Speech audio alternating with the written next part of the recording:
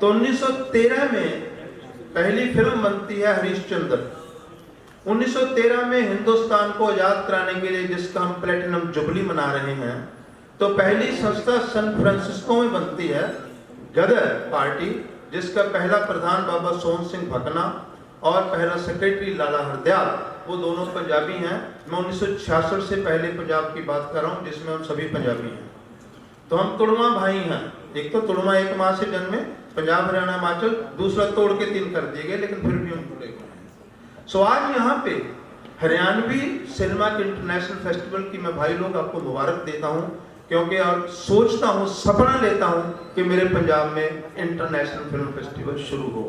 तो अगर हरियाणा छोटा भाई है तो छोटे भाई से हम प्रेरणा लेंगे और ये काम करेंगे। और जब जिन्होंने शुरू किया वो यहाँ कह रहे थे हम 4 हैं, भाई 5 दिनों के 5वें पुत्र को साथ रखिए, हम 5 होकर ही काम करेंगे।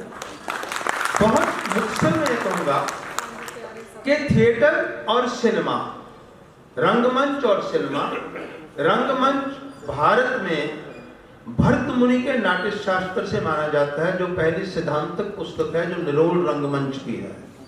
यूनान में अरिस्टोटल की पोएटिक्स निरोल रंगमंच नहीं है, लेकिन इसमें रंगमंच के वर्गाकार थिएटर हॉल को इमेजिन कीजिए।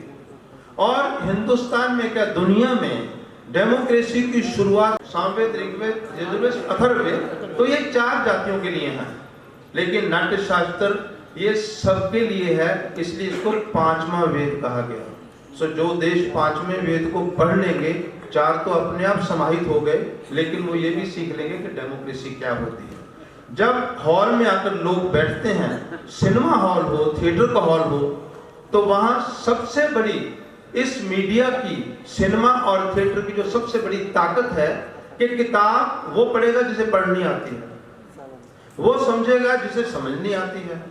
एक बच्चा देवदास नहीं पढ़ सकता, उसे नहीं समझ आएगी, लेकिन सिनेमा और थिएटर इतनी बड़ी कला है कलाकार के लिए कि थिएटर में बैठकर एक 5 साल का बच्चा, एक 100 साल का बुजुर्ग, एक बिल्कुल अनपढ़, एक पढ़ा लिखा, एक ऑफिसर, एक मेरे जैसा साधारण आदमी, जब हंसने की बात आती है तो सभी हंसते हैं, रोने की बात आती है तो सभी रोते हैं। इसका मतलब सिनेमा थिएटर छठी ज्ञान इंद्री है जो 5 इंद्रियों को जगा देती है।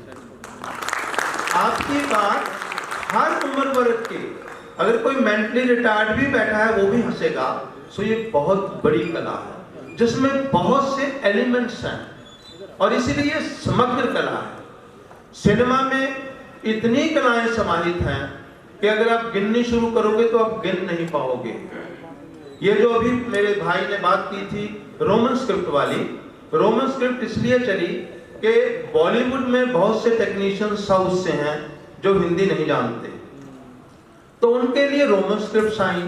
लेकिन अब ये फैशन हो गया, हिंदी सिनेमा में अमिताभ बच्चन जी के अलावा कोई भी देवनागरी में स्क्रिप्ट नहीं मांगता। इवन पंजाबी सिनेमा में मेरे स्टूडेंट जो फिल्में लिखते हैं वो भी रोमन स्क्रिप्ट देते हैं। मैंने कहा भाई मुझे गुरमुखी में दो, वो कहते टाइपिस्ट नहीं है। मैंने कहा टाइपिस्ट मैं दे देता हूँ। भाषा और लिपि इन दोनों का बहुत गूढ़ा ताल्लुक है। रोमन के 26 अल्फाबेट हैं और हमारी पंजाबी, हिंदी, उर्दू जो तुरमा बहनें हैं इनके 52 हैं। हिंदी में 52 है, पंजाबी में 35 हैं, 5 पाँव बिंदी वाले 12 मात्राएं तो 12 हो गए। हिंदी में मात्राओं के शब्द बन गए इसलिए 52 हो गए। अरेबिक में 26 हैं, पर्शियन में 30 हैं, लेकिन उर्दू में 52 है क्योंकि उत्तर भारत में पैदा हुई। अब 52 भाषाओं की साउंड बड़े भाई वो 26 अल्फाबेट क्या बताएंगे? उनके पास बिंदी नहीं, चंद्र बिंदु नहीं, आ की मात्रा नहीं, ऊ की मात्रा नहीं, उनके पास ढा नहीं, उनके पास धा नहीं, ना वो ढीठ बोल सकते हैं, ना वो धरती और धरा बोल सकते हैं। इसलिए रोमन स्क्रिप्ट नहीं चलेगी, अपनी ही स्क्रिप्ट चलेंगी और वो ध्वनियां हमें इस्तेमाल करनी होगी।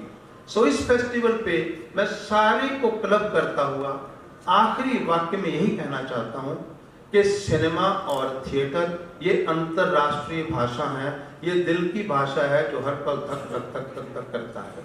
लेकिन ये देह, दिल और दिमाग तीनों का कॉम्बिनेशन है। ये 1350 ग्राम का पुर्जा मास्टर है और ये मास्टर से ये इंस्ट्रक्शन लेता है और यहाँ से इंस्ट्रक्शन लेकर फिर ये चलती है।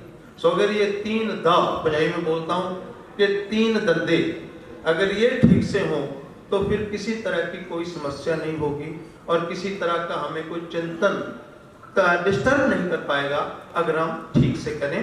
तो सिनेमा और थिएटर बहुत बड़े हैं, कोई बड़ी बात नहीं कि उस भाषा का सिनेमा इंटरनेशनली अवार्डेड हो जाए। हरियाणा में बहुत सी कम फिल्में बनी, अब ज्यादा बननी शुरू हुई। भाई साहब बता रहे थे कोई एक ऐसी फिल्म बनेगी पता चलेगा कि कांस में चली गई, जैसे कि मराठी फिल्म गई। सो कोई भी आर्ट कहीं पे भी पनप सकता है, वो किसी उम्र का मुताज नहीं है, वो भाषा का मुताज नहीं है, वो पैसे का मुताज नहीं है।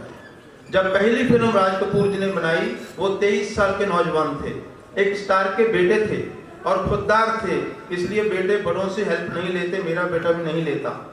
तो उन्होंने अपने बाप के दोस्तों से कहा, चाचा जान को, कि मुझे मदद कीजिए, मेरे पार्टनर बनी, मुझे फिल्म बनानी है। 23 साल की उम्र में उस नौजवान ने, आपने 19 साल के लड़के की बात की, 23 साल के पंजाबी बच्चे ने, जिसका बाप फिल्म स्टार था, जो 10वीं पास नहीं कर पाया क्योंकि बाप असूल प्रस्त था, वो पृथ्वीराज कपूर की बायोग्राफी पे मुझे नेशनल अवार्ड मिला हुआ है, मैं वहीं से सभी बात कर रहा हूँ। तो उसकी माँ ने कहा कि मेरा वो फॉर्म नहीं भेज रहे स्कूल में, तो पृथ्वीराज बोले उसको बोलो अगर हेडमास्टर भेजता तो भेजो, मैं नहीं कहूँगा। ऐसे बाप के बेटे थे। तो 23 साल की उम्र में फिल्म बनाई Aag, as actor, as director, as producer. और पहली फिल्म में जला हुआ चेहरा लेकर एक नौजवान सिनेमा में आया और वो कल्ट फिल्म बनी। और फिर उसने खूबसूरत हीरोइन का जला हुआ चेहरा उसको स्टेब्लिश किया। और जितने फिल्में बनाई, तो एक इंटरव्यू में कहते हैं कि मेरी 2 फिल्में नहीं चली, एक जागते रहो और एक मेरा नाम जोकर। वो कहते हैं मांझ मेहंदी सख्त कर्म न दित्ती वंड, लेकिन चलने वालों में आग फिल्म है।